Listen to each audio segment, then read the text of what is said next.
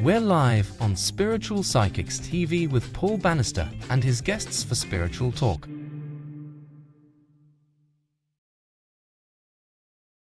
Hello everybody and welcome back to Spiritual Talk here on our home of SPTV. Don't adjust your sets, it's definitely me. I'm back for the second time this evening and we have another wonderful guest. We can't wait to introduce our guest tonight. But just to let us know that you're there, guys, let us know where you're coming in from. Quickly say a few hellos. If you're struggling with Facebook, somebody was watching tonight via YouTube. So you can always get us on our YouTube channel, Spiritual and Psychics TV. Okay, so check that out. So we're live and just let us know you're watching, making sure the stream is working. And oh, Bernadette, hi Bernadette, lovely to see you. So we know we're working. And we've got such a brilliant guest. I'm going to get them in pretty quickly as well. Hi, Maria. And she said hello to you, Richard, as well in the background there. Great stuff. And Kerry Stanfast says hello as well. So hi, Kerry. This is all because of Kerry. So, and hi, Terry. Hi, Terry's back on with Richard and Sophie in the background. She's saying hello to you there. Okay, guys, shall we just go, Richard? Shall we go straight into the interview? Ladies and gentlemen, it is my pleasure to introduce our guest tonight. Our guest tonight is the world-renowned medium with Lisa Williams, with the incredible ability to communicate with those who have passed on over to the other side. She is well known for her mediumship on the world stage. She's an accomplished author as well, many different types of books, mediumship and spirituality. Some titles like Survival of the Soul, Life Among the Dead, and this is an interesting thing because I'm going to ask Lisa about this tonight as well. Was that a sign from heaven? How do we identify those signs? But Lisa, she went to America many years. I don't want to say many years ago. I'm going to get into trouble before the interview starts.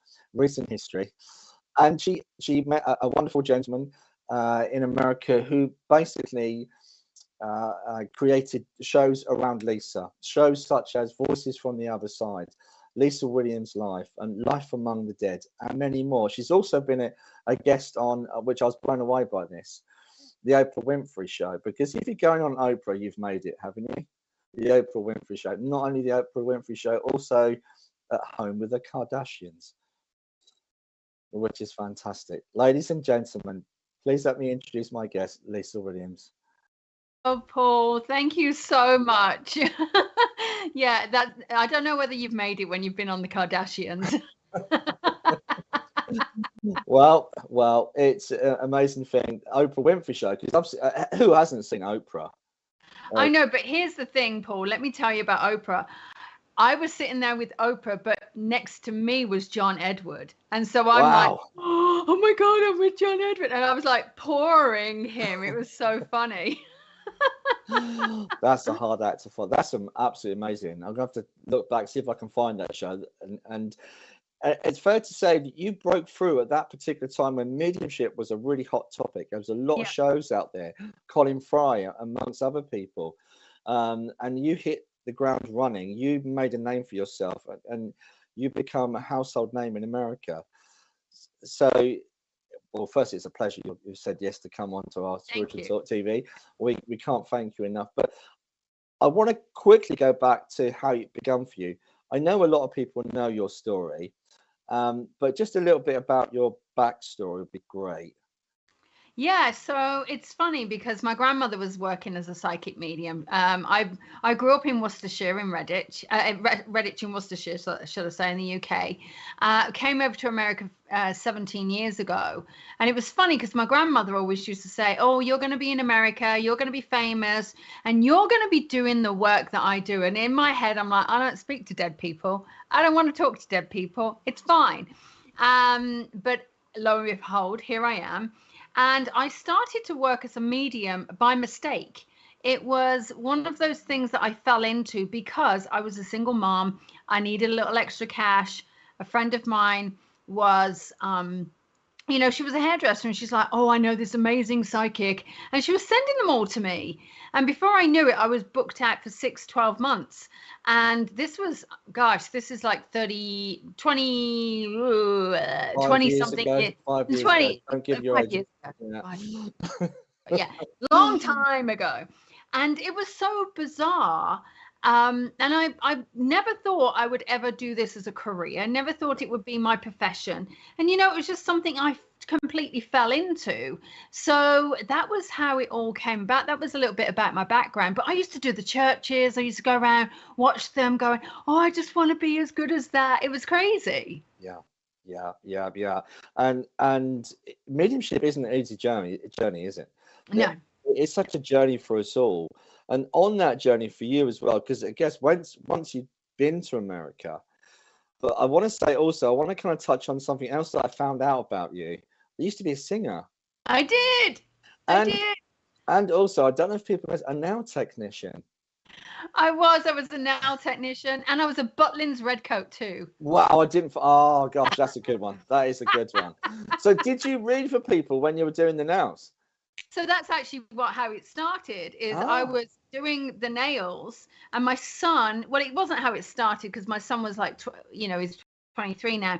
But I was kind of really tapping in, and that's actually how a friend of mine said, you need to do this, and that's how I started getting clients, because I'm doing their nails, and I was like, oh God, I can't say it. Oh, I'm like, can't say this, I've got a hot date, or can't say this, or they're going through a divorce. But it did happen. It was insane.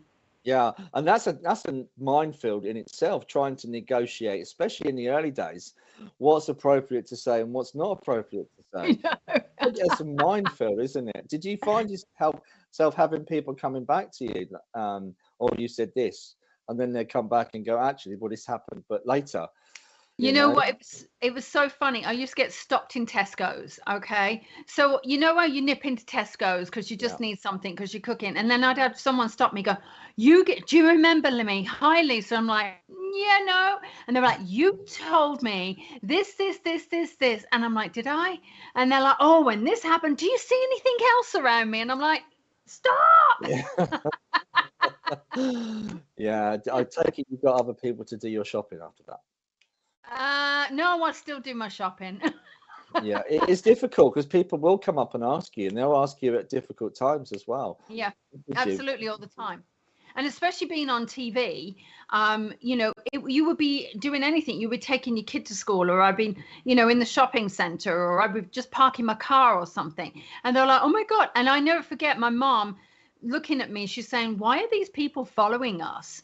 And they ran down the road to just kind of, because they wanted to have information.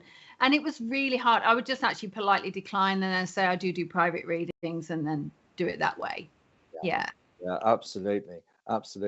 So, Lisa, I wanted to ask you a little bit about your own development and those difficulties in the early days, because there's a lot of people that are listening that are very interested in mediumship, or indeed are developing themselves. Before we say anything though, guys, this is an interactive interview. You might be awestruck. We've got Lisa Williams on tonight, but please, Lisa, we'll not bite you. Come and ask your questions. Come and join in. We'd love to hear from you guys. Okay. Sorry, Lisa. Yeah. Anything you could give those developing mediums that maybe when you look back on your past, what you would like to have avoided? I mean, I know the journey is a journey for a reason. Yeah. But is there any little tidbits you could give us? So, you know what? I think for me, it was so organic. I didn't learn by anyone. I didn't go to sit in circle. I didn't go in a spiritual church. I didn't do any of this stuff. I just went and watched mediums at work. I went and watched what I liked, what I didn't like, what I agreed with, what I didn't agree with, and went and saw a lot of people. And I think for me, what it was about was really trying to find my own gift, and I played with it. And I think actually, as I've gotten older, as I've gone through the decades of using my gift, what I've actually done is I've really, really played with it now. I've gone, oh, I wonder what will happen if I do this. I wonder what will happen with. So I think really, I don't think there was anything I would actually not do, except for the fact, get a good teacher. Get a good teacher, because it was like fumbling in the dark for me. But I would get yourself a good teacher and play with it. Don't fit yourself in a box. I always say boxes are for Tiffany and Amazon, depending on which, depending on what your bank account can afford, Tiffany or Amazon. Amazon. Yeah, no, I'm an Amazon girl. Don't worry. But it's funny because I think what mediumship does, because of maybe society and the church and the religion that's connected to it, is it puts us in a little box. I always say to people, expand it, play with it, try it, feel it out, because everyone's got a unique gift. Yeah, absolutely.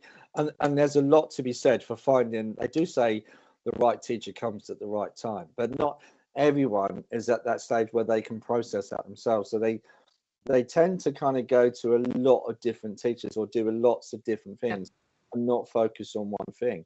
Did you have any kind of meditation program going on? So honestly, I completely hated meditation. All right. And I really did not enjoy it at all. And just to backtrack off what you just said, I will actually recommend everybody, if you're trying to learn to develop, stick with one teacher. Stick with one teacher for at least a year, 18 months, because what you do is you learn their terminology, and you can really get the basic understanding. Otherwise, it's like learning a different language every time you go to a new teacher. Now, meditation was something that I did not enjoy, but I knew the importance of it. So much so, I actually went on to train as a hypnotherapist.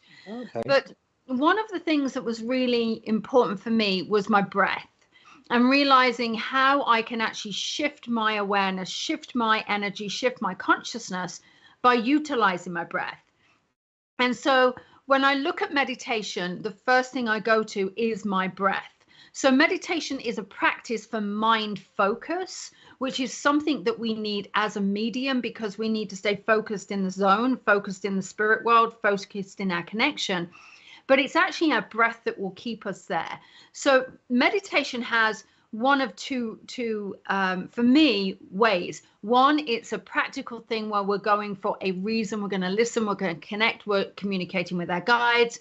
But the other part is really mind control and stillness. And that's what I did meditation for, really, was more mind control and stillness. Yeah, absolutely, because that's really important. But the other thing already, I saw so many questions. I'm going to come to Kerry because she's asked a question. I'll come back to that in a minute. Kerry said, Lisa, when are you coming back over to the UK? Well, okay, so I'm planning on going to Norway in September. So I'm hoping to come over to the UK just before. So before I go to Norway. So I'm hoping it's going to be September, beginning of September. Is that for demonstration or is that just personal? Whatever Kerry decides that she would like me to do. So wow, I'm going to say, Kerry, let's plan. Lay in the gauntlet. Oh, Richard's going to plug in there. He's asked if we can broadcast it live as well. Yeah, why not? Let's make a thing of it. We could stream it. We could get it out on there as well as it going live. There you go. Awesome, guys. Don't forget to ask your questions. If there's anything you'd like to ask Lisa, and it's really, I'm just sitting here getting in all my questions, and it's one of the advantages of doing these interviews. I get to ask the questions that I want to, but this is yours as well, guys. This is your show. This is a good one from Krish. Krish coming over from South Africa. She's asked, hi Lisa, do you believe that anyone can be a medium? So I would say, and I used to say a different answer to this, I would say yes. And I'll tell you the reason why. I used to say no. And the reason was because I feel as though, I felt as though there was a gift about it. But the more I've trained people, and I've trained thousands and thousands of people, the more I've realized that some people who don't have a natural ability but are dedicated to the practice have actually developed it. And one of the I've got an amazing medium who now travels around the US. He was not a natural medium, but his gifts started to develop. And so when he realized, something crazy is going on here, he found me. So I do believe that as long as you're tapped into your intuition, and as long as you are dedicated to the practice, you can do it. Now, I think it's like singing. Some people are karaoke singers, and that's as far as they need to go. But there are, or not even get out the shower singing, some people. But with a little practice, you can hit a tune. Doesn't mean that you're going to be a platform demonstrator. It doesn't mean that you're going to go off and have a TV show. It might mean that you'll just play around with it for your own self. But we can develop it. And I think that's one of the things that people have to realize, is that you can develop this. Yeah, I think my mediumship is better than my singing, because I did a divine service on Sunday. I had to apologize for my singing afterwards. I love it. So it was really bad, and it was out of key. And those who remember Les Dawson on the piano, it was slightly off key. That was me on Sunday. So I do apologize to Bradwell Church if anyone's listening. It was an interesting evening, and many chuckles I could hear from people in seats. Anyway, moving on. You were having fun though, Paul.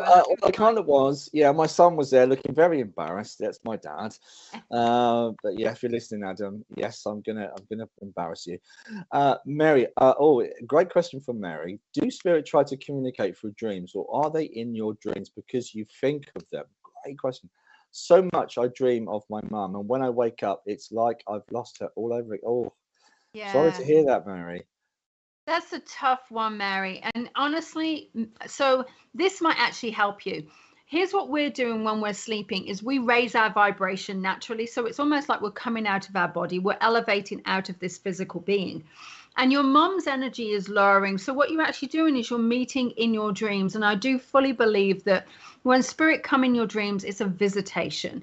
And so, yes, it's like losing her all over again. But I would say to you, keep a dream journal, write it down as much as you can. And there are practices that you can do to actually invoke dreams, to actually ask your spirit ones to come through.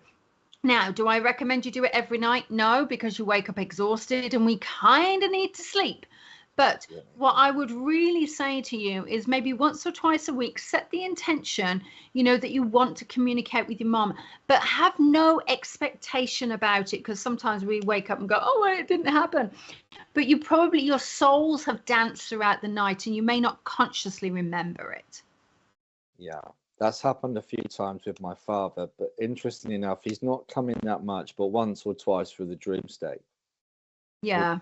Very interesting, and they're very precious when we have those dreams, because for me it was a very lucid experience. So I understand you feeling lost with that, Mary. I'm so sorry to hear that.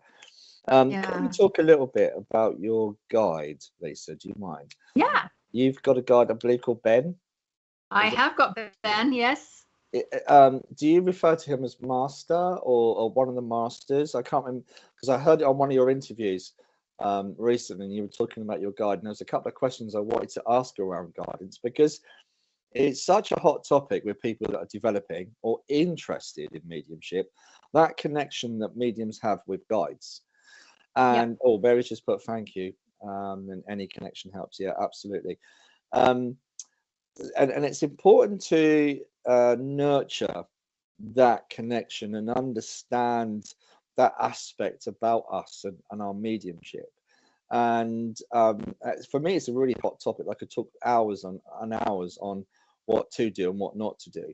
But for your own experience, what was that like, connecting with your guide and realizing that you've got this divine presence? And I know you've got a new book out called Divine Wisdom. Yeah. Which touches on a lot of spirituality and aspects around that. And the wisdom from the higher guides. And that's another aspect, the higher guides, and understanding the communication between the different levels as well. And I believe people can get tripped over that.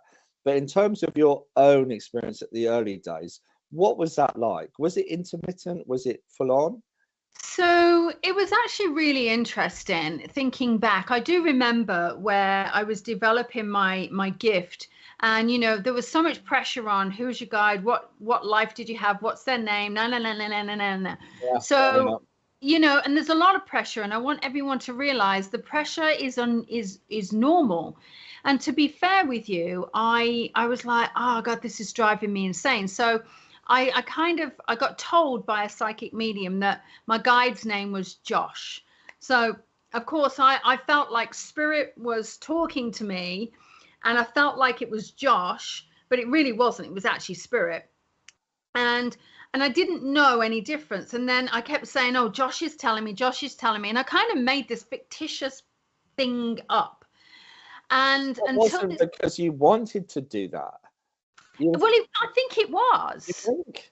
I think I wanted to have this experience with this guide that was just all encompassing, angelic and amazing. And reality was, I think it was a lot of it in my head until this one night. And I'm lying there in my bed, and it was a Sunday night, and I'd gone to bed early, and I was just whatever. And I saw my grandmother looking like she was in the 60s, with a big beehive and everything else. Is that my grandmother? Anyway, so she was there, and she actually said to me, it was this the most serene experience. She came around one side of the bed, and it was like I was in a single bed. At the base of the bed, she said, I've taken you this far. I can't take you any further. And I'm like, what? Yeah. And then she said, I'm going to introduce you to this other person. And then in my vision, and I was in this lucid state, and there was this guy that looked like a young version of Neil Diamond with a, black turtleneck and everything else, longish kind of dark hair. And I looked and I went, and she said, this is Ben, this is your master guide. And I went, oh. And we had this kind of synergy of energy. It was just this synergy, this dance that we were doing. And it was like I knew him deep down. And so the following day, of course, I went back to my readings, and I kept saying, Josh is saying, Josh is saying. And all of a sudden I heard, my name is Ben. And I'm like, oh, okay. So it was really interesting. And I feel that there's a lot of pressure on people to understand their guides. And my guides, I've now do a lot of trance work. So my guides will come through. I'll channel the more elders. So I have Anu, and I have Josiah, and I have Ariel, and Ben will communicate. He's kind of looks after things, but I don't communicate with them in my mediumship readings now. I use them more for healings. I use them more for trance. I use them more for the divine wisdom, more philosophical work. Yeah. And what it does is it really gives people this understanding of there is another level to it. And so for me, my guides are so important. I mean, so important. And it just gives that feeling of being spiritual and connected deeply into them. Well, hopefully this is going to be a thread that's going to lead to Rachel's question, because you just touched on something which I think is not really showcased or talked about. It's more of a personal journey. You've touched on aspects of mediumship isn't just about mediumship. It's about spirituality. And Rachel Arnold has just come on with, excuse me, I've got a head cold. I'm so sorry, guys, I want to cough. But Rachel's come up with a great question. What are your thoughts on God's divine source with mediums who don't have a belief? Just put a phone, please. It's a really good question. So I think for me, everybody's journey as a medium or as a spiritual being, let's talk spirituality in a human body, is individual. And those mediums, and I'm not saying that there's anything wrong, but those mediums who do not have a belief in the divine source, God, whatever, the universe, I feel sometimes may only, a couple of things could be happening. One, they maybe grew up super religious and completely have rebelled against it, or they have not had an experience. But for me, I say, if that's their belief, that's their belief. I'm not here to change anyone's belief. But I do feel that sometimes we only scratch the surface because we're scared.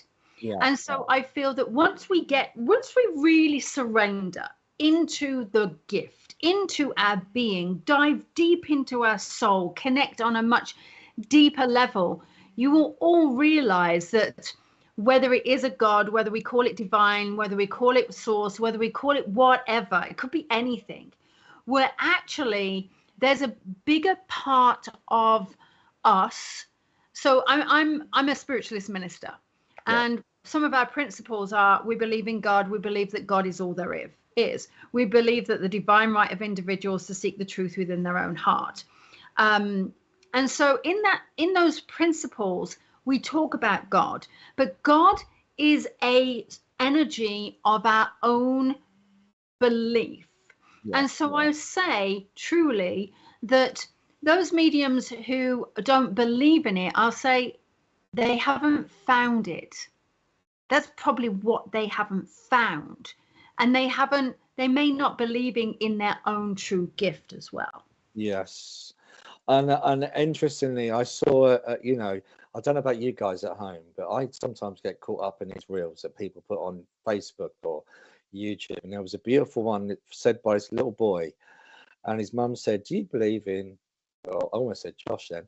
"Do you believe in God?" And and this little boy said, "To not believe in God is to not believe in yourself." Oh my words! I'm like, this little boy, amazed from the words of babes, mouths of babes, beautiful. And it's interesting again. Forgive me for saying this like this, Lisa, but Lisa Williams, we know you as that TV medium, the famous medium, the things that you know, the shows that you've done.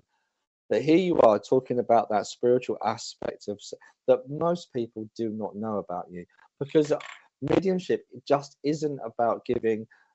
Now, loving messages, don't get me wrong, it's a privilege and an honor to be able to connect. But also that aspect of self and the potential for one's own self-growth. It's lovely to hear that you are a spiritual minister. What was that journey like for you? You know what? It wasn't easy. It was really tough. You know, having to learn all the different elements, having to understand. It's not just, hey, you know, I'm going to do messages. Hey, I'm going to do healings. You know, it was actually understanding the different religions. It was understanding the different protocols, how we sit with people, how to actually take people through the journey of death. You know, which is one of my biggest things that I now fall into, is I help people in the transitional stages. And so ministerial work is very, very dear to my heart. And it wasn't an easy journey, but what it did is it actually put a massive mirror up in front of me, and it made me question who I was. And I realized that there are so many mediums out there that may not have a spiritual bone in their body, but they've got very gifted. And I was one of those people initially. And then I had to go on my own self-discovery. I did a silent retreat and I sat in silence, and I'm telling you, it was the hardest thing to do. But what it did is it showed me what I needed to do and where I needed to go. And now my whole life is based on making sure I'm fully in alignment and it works for me. So, you know, ministerial work will absolutely do that to you. Yeah. That's wonderful, because you're kind of going into deeper, like you was talking about earlier with that self. Oh, we had a question there. Sorry, Richard, I'm jumping around a little bit. Thanks, Kerry. We'll come back to that in a second, because that's exactly, because Kerry's just touched on your forensic work. Yeah. Also, Kerry Farmer, hello. If you're born with gifts that are natural, will that make you stronger medium than someone who develops later in life? Is there a thing on that? So I think that's interesting. Listen, guys, I've done so much work with a lot of students. And when I say a lot of students, I'm talking thousands of students. And I do feel that when we've got a natural ability, it is absolutely going to become stronger. Now, what happens is a lot of people come into this world or this work, and they come in later on at life. And that's often because they have had their kids, they've found a different pathway, they've done the corporate stuff, they're starting to really align with where they're at, they're starting to face end of life, they're seeing parents that are passing, they're starting to understand there's more to life. So it's a natural thing to come into it late at life. I came into it in my 20s. So I do recognize that there is a part here. But I would say to you, it's really developing that intuition. It's developing that real core self, strong sense of self. And we talk about as mediums, we've probably been through hundreds of lifetimes in our one life. So we've had to really go through the trials and tribulations of life. But ultimately, what that's done is it's helped us. So the more that we have to go through, or the more that we do go through, has really helped us understand our clients. But in all fairness, it's all relative, because everybody's had a tough life. We've all had a tough life, whatever we decide that is tough or not. Yeah. But you are going to develop your intuition based upon those life lessons that are thrown at you. Yeah. So I'm going to say you know, mediumship can develop very strong at any age, any age. So just be prepared for it. Yeah, yeah, because we've interviewed on Spiritual Talk many mediums that they find themselves on this journey after they've lost a dear loved one, or they've recovered from a traumatic illness, or there's always a trigger that seems to Yep. open us and connect to us. Great question. Thanks, Kerry. There's another question as well, Richard. Can you see the next one? I don't know if you can see it. Bring it up for me. It's from Kerry.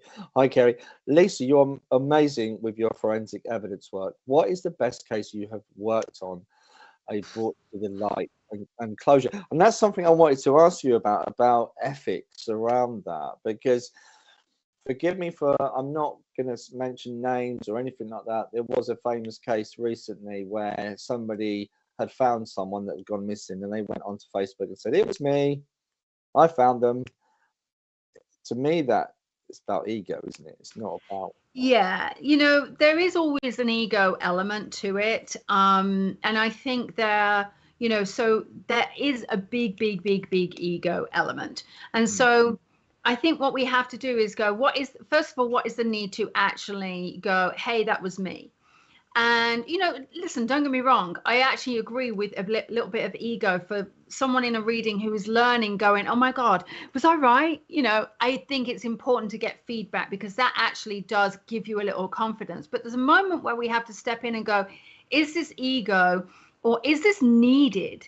Because actually then what you're doing is you're taking the spotlight away from the real problem in hand, the fact that somebody went missing, and you're turning it onto you to gain followers, to gain money, to do all of this.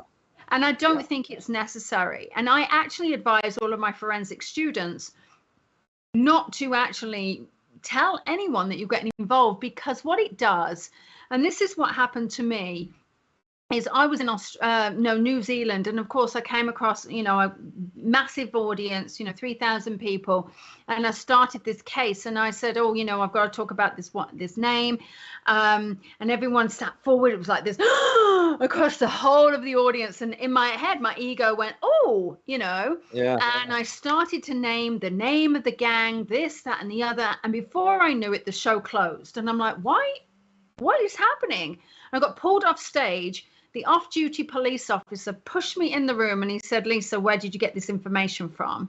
I said, Spirit. And he went, I don't believe in this work. And I'm like, well, I'm telling you. He said, well, by the way, there is police officers now at your hotel getting all of your stuff together. We've now got you into a new hotel because you have just absolutely hindered our case, because the gang members' families were in the audience, and you were reading for the cousin, and you have created a big problem, and you actually are at risk. So they had to move me out for my own safety. So I'm really going to say to anyone who is in the forensic world, don't put yourself in that space.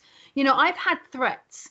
I've been out in situations where I've had to have my own armed security guard, because forensic work is serious. You know, putting yourself at risk. It's not, then that becomes of, you know, am I doing it for ego? Am I doing it because I want to help someone? Where's the spiritual alignment for ourselves? And so keep yourself safe. And what that person did on Facebook, and I didn't even see it, so I'm actually glad I didn't. It puts them at risk as well. It puts them in a very sticky situation, because now what's going to happen is someone's going to go to them and say, well, you found this person, why can't you find my son that happened 12 years ago? Absolutely. And it's pressure, and it's not worth it. I guess because it's such a high profile case, you know, you get a lot of mediums that will connect into it. There was one particularly where I live in East Anglia where a certain person went missing, and so many people had different ideas. And imagine being a police officer, they're having all these phone calls from mediums that are here, they're there, that it's going to be really difficult. Really difficult.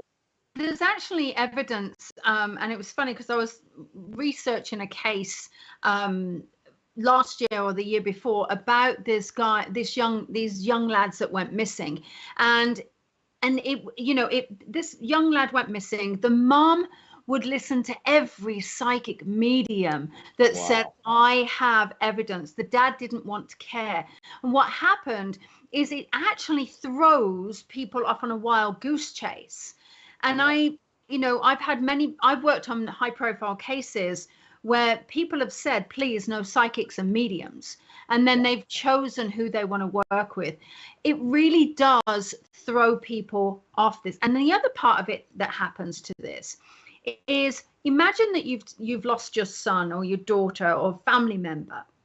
And that family member, all of a sudden, you've got a group of psychics who are very much, oh my God, I'm so excited, we're going to actually solve this case for you. What they're doing is, it's much like the other lady's question about their mom having a dream.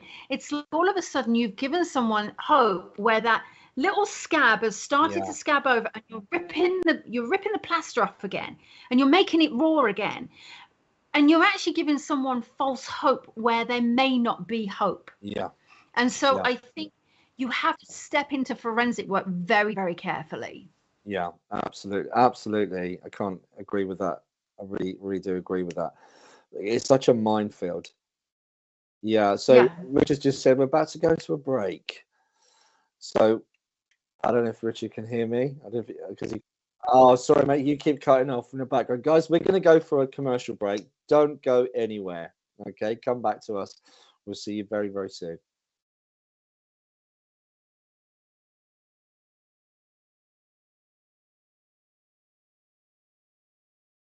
Join us at the Bognor Regis Spiritualist Centre for a captivating mediumship demonstration on Saturday, the 11th November from 7:30 p.m.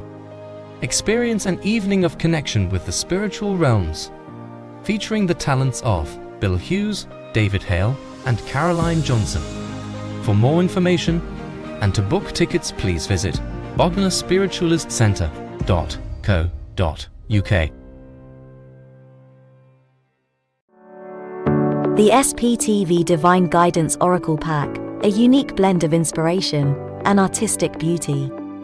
Our captivating set of 78 cards combines the power of ancient archetypes, celestial guidance, and the essence of life itself to provide you with a unique tool for self-discovery, clarity, and transformation, all lovingly housed within an exclusive rigid box.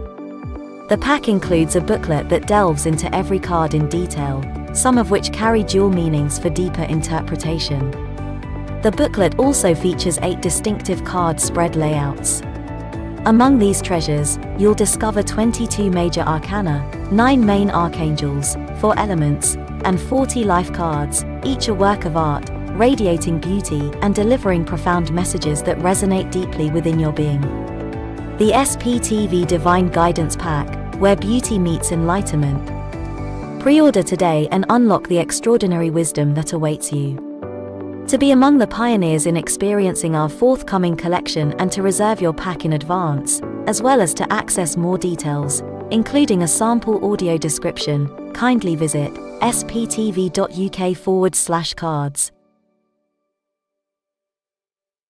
Nadija Bajami, a proficient strategic hypnotherapist, mind coach, grief educator, accomplished Reiki master, and gifted psychic medium, extends a warm invitation to join us on an exploration during a 4-week introductory mediumship course. As a special privilege, this extraordinary opportunity is being offered to our esteemed VIP members without any associated costs. Immerse yourself in the art of refining your innate talents and finding balance in communion with the realm of spirits. The course begins on Sunday, November 5th, at 7 p.m. via Zoom, and details will be placed in the VIP lounge. For more information on becoming a VIP, visit sptv.uk.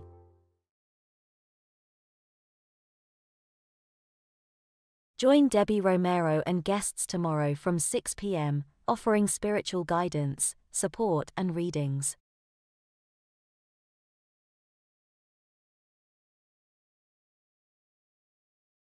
And welcome back, everybody, to Spiritual Talk here on SPTV. Just a quick advertisement, guys. We've got Stacey and Irene tomorrow on VIP. Also, Debbie Romero. Hi, Debbie, if you're watching. She's on at 8 p.m. tomorrow, not as advertised as the 6 p.m. Okay, so look out for Debbie tomorrow at 8 p.m. Anyway, welcome back, Lisa. And thank you for joining us again. Yeah, well, thank you for coming on. And if anybody's missed it, someone just said, I'm new here. We have got Lisa Williams on. And I'm kind of starstruck, to be honest. You know, you've done so much with your mediumship. You've done such fantastic work. And then to say that you was on Oprah Winfrey show with John Edwards, that's a big shout. I still in my head. Yeah, and it was interesting that you said that, because John Edwards always used to say, we touched on, is mediumship a gift or is it something that we can cultivate from within ourselves? John used to say that everybody could, that everybody has it within them to be able to do that. And I always think, wouldn't it be a wonderful thing for us all to communicate with our loved ones? Yeah. If we could learn that, if we could be able to connect. And there's so many different ways. So guys, remember, we got a great question here, but I was just about to say, thank you, Rebecca. Guys, this is your interview. This is your opportunity to talk to Lisa Williams. So fire away, don't hold back. Okay, Rebecca. Hi, Rebecca. How do I learn the difference between my voice and, what a great question, spirit voice? Okay, so I'm going to tell you, so Rebecca, there's a couple of ways of doing it. First of all, if it's not you thinking it and you just hear it, it's going to be spirit voice.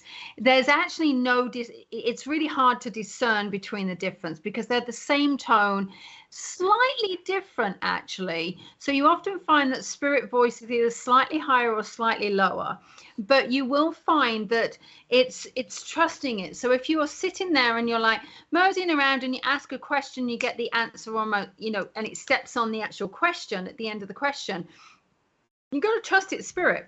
You really do. And that's the hardest thing, is that you have to just trust that spirit is going to utilize any way it can for you to listen. So I hate to say, how do you learn the difference? It's actually trusting that it is spirit's voice.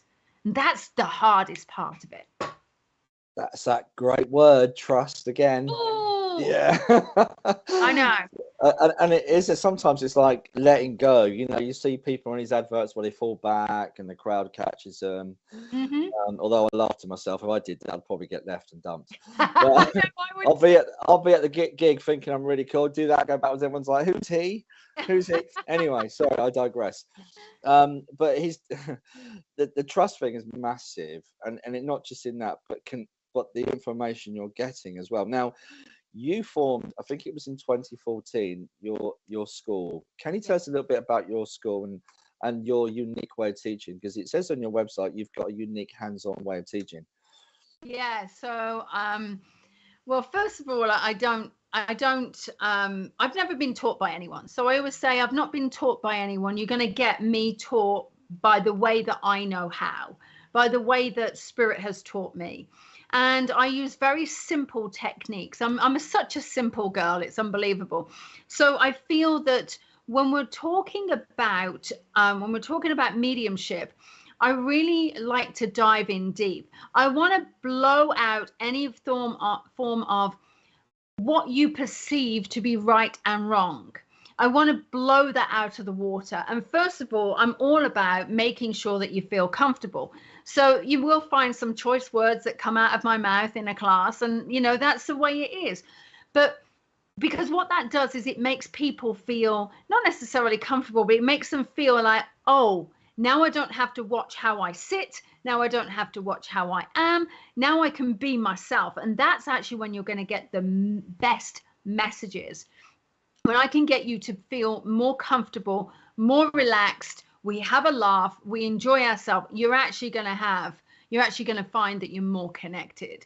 So, the school, I teach everything from beginner's mediumship all the way through to advanced healing, through to, you name it, forensics, platform mediumship, trance, pretty much everything. And I've trained, and Kerry's actually one of them, I've trained 44 master teachers around the world to actually work under the methods that we work, and Kerry's actually one of them. She is, absolutely. I'm working with Kerry in February. Kerry, that's a bit of a plug. Sorry, Kerry.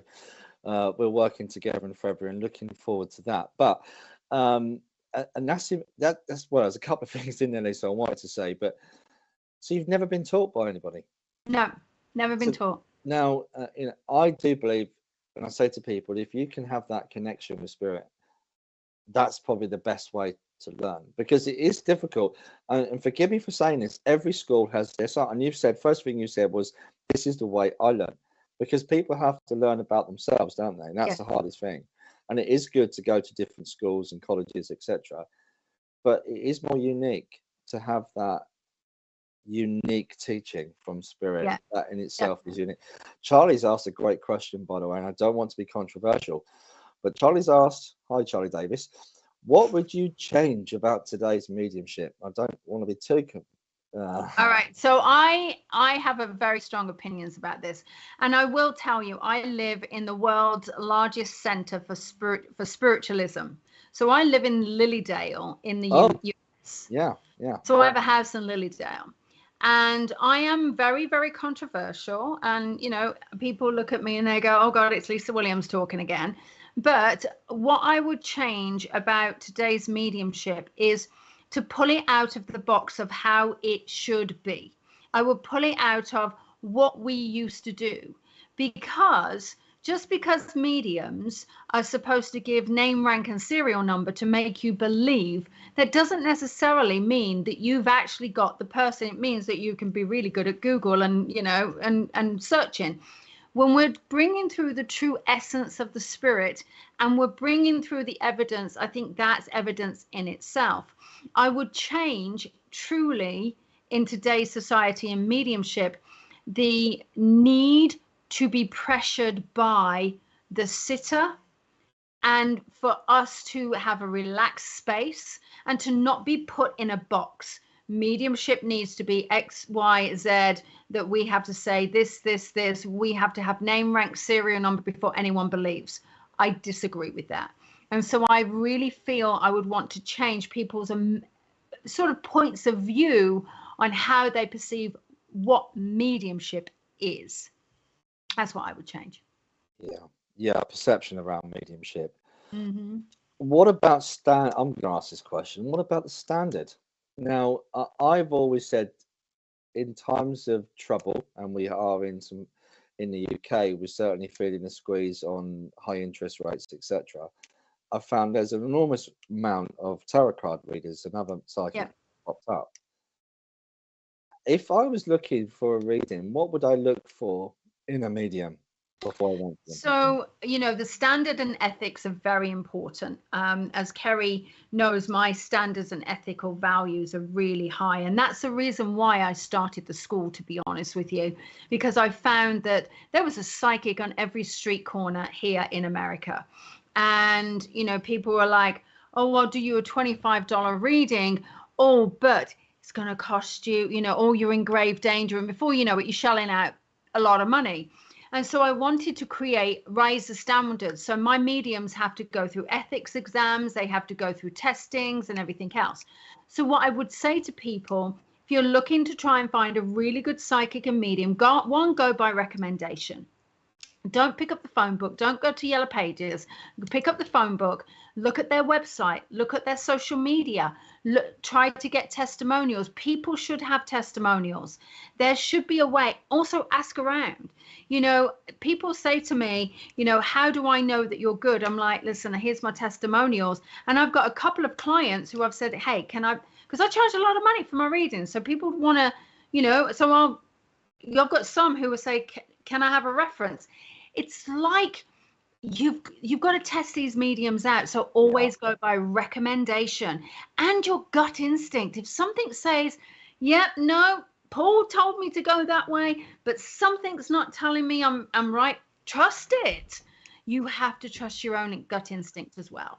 You've touched on something really unique there. And I remember interviewing the Fitzgeralds, John and Miriam, and John said, sometimes I'm just not for you. It might be that it's just that we don't connect. And I thought, such an honest answer. And not everyone is for everyone. No, you know, there isn't that panacea of just everybody fits one person. It doesn't, and different people will have different qualities that you might be searching for. So that's a great piece of advice there. Sarah Walsh has just asked quite a kind of touched on it earlier, Sarah, but she's asked, she wants to develop myself physically. The more family members that I have lost, the stronger it has got. Any advice on developing this? Trying to connect with my spirit guides. And here's the tough bit. Through meditation, I struggle with this as I have ASD, ADHD. All right, so Sarah, first of all, let's not allow your ADHD and ASD to be the issue why you don't meditate, because you actually don't need to sit in meditation to communicate with your guides. So anyone who struggles with anything like this, who can't sit in the quiet, who can't sit in this space, I'm going to tell you to get outside, and I'm going to go and tell you to hug a tree, and I'm going to tell you to dance, and I'm going to tell you to walk, and I'm going to tell you to start talking to yourself. Now, people might think you're absolutely crazy, but I'm going to tell you right now, it works. Go out for a walk in nature, breathe in the fresh air. I had to get up this morning, do a reading. The first thing I did before I did the reading was get up, go outside and take a big, deep breath. Because the fresh air does something to you. Nature does something to you. And what you do is then start communicating, start talking to your mom, and it's going to get stronger the more family, I don't know whether you've lost your mom, but go and talk to your family members, whoever you actually have lost, and start developing it. Start communicating with your guides. And honestly, do what I did. Make up a name for your spirit guide, Cool. They'll soon tell you if they're not happy. Trust me, it's a quick way to get their name. All right. But go outside and walk. So try not to go against what is natural for you. You don't want to sit in that quiet because you're like, oh my God, I get. Same with people who have PTSD. Sitting in that quiet space gets their head churning. Last thing I want them to do, go out for a run, start talking to spirit, go for a walk, do these things, talk to them in the car. Utilize what is right for you, because again, I'll go back onto what I just said. One shoe does not fit every foot. And that's what you have to do. Oh, there you go, Sarah. Yeah, I had a feeling Mum was in spirit. Yeah. I'm sorry for that, Sarah. And I wish you luck on your journey, because it is a beautiful experience to get into spirit and connect with your loved ones. And they will certainly help and be around you on your journey. Listen, I wanted to talk about the transitional stages of death. Now, I know that that's part of your work already. But I think, and as a healer, I did a healing course years and years and years ago. And one of the first things I was told on this course, sometimes as a healer, you can actually help people transcend quicker than actually, and you'll feel like, oh my God, I'm the healer of doom, of death. I'm putting people over there rather than helping them to heal. I'm sorry to make light of it, but it can be quite, oh my gosh, what happened? But actually, the process of death, I'm told from the spirit, is a beautiful thing. And there's our guest in the background there. Yeah, there's my daughter. Awesome. And the process of death and transition is a beautiful thing after we get through the initial difficult stages. That it's supposed to be a really enlightening process and a beautiful thing. If we can help our loved ones, and for all the mediums or healers, and there's so many Reiki and spiritual healers out there, imagine everyone having a bit more understanding on transition would be helpful. From your experience, what can we do to help our loved ones just to transcend, to go into spirit? So I know a lot. I was just about to say, a lot of people are going to say, well, I don't want my parents to go. I don't want my... But okay, so let's face some facts. There's two things that we can't get away from in life. That is one, death, one, taxes. Okay. All right. Don't ask me. I'm not an accountant. You don't want me to look at your finances. Okay. Trust me. Okay. But I'm absolutely there with your death. And whether it is your family, your friends, and even strangers. So there's a couple of things that can happen is when I can't help anyone who's got a sudden death, someone who's transitioned, dropped dead on the floor of heart attack, through anything to do with, a car accident or anything like that. That's something I can't do because it goes so quick. But when someone is facing death, cancer, terminal illnesses, anything like that, ALS, strokes, what they become is we become frustrated as living beings. We become frustrated because we're living in a body that is frustrated because either it can't communicate or it's just, so what we need to do is we need to actually tap into the soul. So as a medium, what I do is I tap into the soul that connects into the other person's soul. And then I'm able to communicate and able to keep a relationship going and able to start a communication going. Then what I'm able to do on that space is then actually help soften the connection between, because some people are holding so rigid onto their physical being that we just have to let go. We just have to say, we have to give them security, comfort. I'll bring in their parents who are crossed over. I'll bring in their spirit guides. I'll bring in their loved ones. And what I'm doing is I'm softening the transition for them to say, oh, there is an afterlife. Oh, wow. I am going to be with my loved ones. Oh, wow. And then through a variety of techniques, a lot of frequency music, I do a lot of healing with them.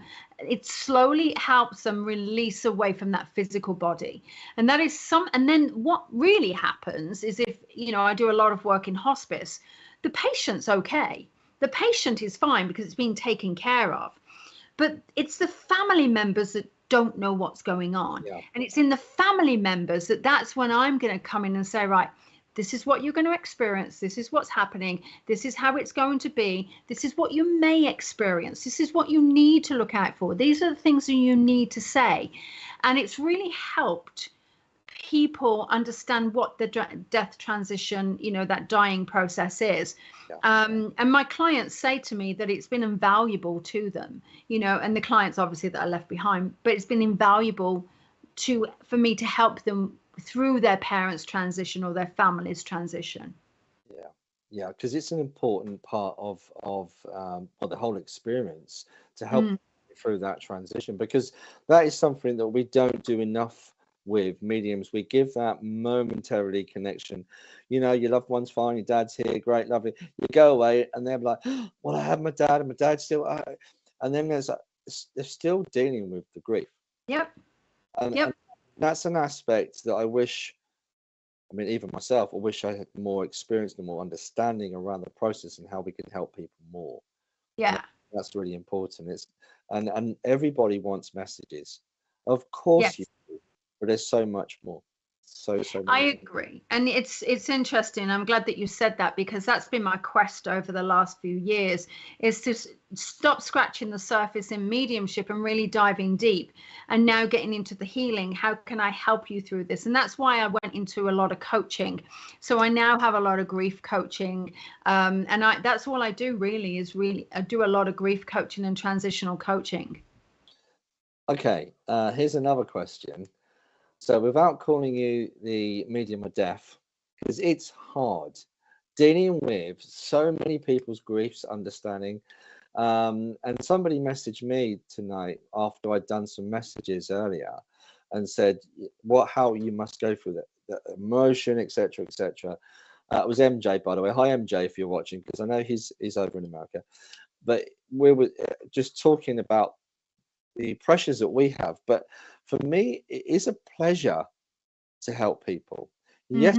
Do you, I know I do sometimes. For instance, I'm not going to name names, but somebody I spoke to last week, she was 18 and a young man come through, committed suicide at 17, 2 days before. Now, that affected me. Yep. Because he's in the prime of his life. He was a good looking boy. He had his whole world. It doesn't matter how hard I try. Doesn't matter how I have to keep, forgive me for using this word, keep my shit together. I'm sorry to swear. But you do. But it's still going to have that emotional effect. How do you balance that emotion? Especially, and people will be, I can hear people in my head saying, well, what about children when you get children come through? That, and my biggest fear as I was saying to Richard earlier, that I brought my children up on my own. And my fear was always losing a child. Yeah. And even now, so when I'm working with people, I work with a group that parents that have lost children. I can't imagine that level of grief and pain. How do you manage that, Lisa, from your own perspective? So it's a really good question, because actually my best friend calls me the Queen of Death. That's what she calls me. Because, because that's all I do. And truly, truly, one, I feel as though death is beautiful. I feel it's an honor to be part of that dying process. And it's a very special place to be. But I think it's grounding. You know, I feel like I'm very grateful for my life. I'm very grateful for my children. You know, I adopted my daughter when her mum died. Her mum died at the age of 14. So I truly understand that grieving space in so many ways with her. And so I appreciate what I've got, and I have gratitude. I mean, it drives my husband insane. Every morning, every night, I go to sleep and I say, thank you for whatever. And he's like, oh God, whatever, Lisa, you know, and he's this big, strong, 6'5", you know, big, tough American Army guy. And he is as blunt and as straight direct as they are. And he's the one that helps me ground, and he's the one that helps me through this. And there are times that I'll come away and I'll be upset, or I'll have something affect me, and he'll be like, okay, come on, get on the back of the motorcycle. Come on, let's go and do this. Come on, let's go and do that. And he helps me. I have to really sit and ground myself. And then I journal. I'll be honest with you, journaling practices are so important, because what it does is it actually helps me process it as well. So that's what I personally do. Oh, that's something interesting. I watch football, and that can sometimes make me feel even worse watching Norwich. Sorry about that. But that does ground me. The football, and I used to coach as well, and you're kind of looking at techniques. And I am a typical guy. Yes, I like football, and it does tend to ground me. So that's my way out. It's almost like putting it to one side and forgetting what I've just done or how that affected me. Probably not the best thing to do. Probably need something more to work on, but it is a real thing for a lot of people. And thank you for sharing that. What have you got coming up, Lisa, now? You've got some new stuff going on? I've got a lot of stuff coming up. I'm just going to Sedona next month. Actually, we're doing a big healing retreat where we'll be looking at the experiences. We're actually doing healing courses online. So we've got something that's coming up on next month. Next year. And actually, I'm going to be doing a course called Dying in the Light, which is going to help people go through the transition, how to help people go through transition from a more spiritual aspect. My aim is to help people die in a beautiful, light, easy way, rather than dying around with a lot of fear. And so, you know, while I do teach mediumship, I teach a lot of courses online to answer Sarah's question that just came up. I do that, but I'm also going into more of the transitional, how do I help someone heal, into going into that transition of dying in the light as well. And hopefully Carrie's going to get you to do some work in the UK very soon. So we look forward to that. And, you know, I could keep this interview going for hours and hours and hours. I know you are very busy and we can't, but I would like to invite you back on again in the future. I would love that. Awesome. So guys, thank you so much for your messages, your own experiences. I'm sorry that if we didn't get to everybody, but I just wanted to personally thank Lisa Williams for giving up her busy schedule to be with us today. Oh yeah, absolutely. It's been a pleasure. Absolute pleasure. Yeah. Carrie's in for the plug already. Yeah, she is. UK tour, look out for that. Okay, awesome. Thank you, Lisa. And guys, we'll be back in 2 weeks' time. And stay tuned. If you've missed it, don't worry. It's going to be available on SPTV on YouTube, and I believe also on our Facebook page. Richard, am I right in saying that? Richard, I'm sure if you're still there, because I might have lost you. Please say you're still there, Richard. Oh, he's there. Yeah, great. So, guys, I'll put the link in on my Facebook and on YouTube. So, guys, this has been a great interview and a great experience. Thank you so much. Thank you so much, Lisa. Thank you, Paul. And we'll see you soon, guys, in about 2 weeks. Take care, everybody, and we'll see you soon. Bye for now.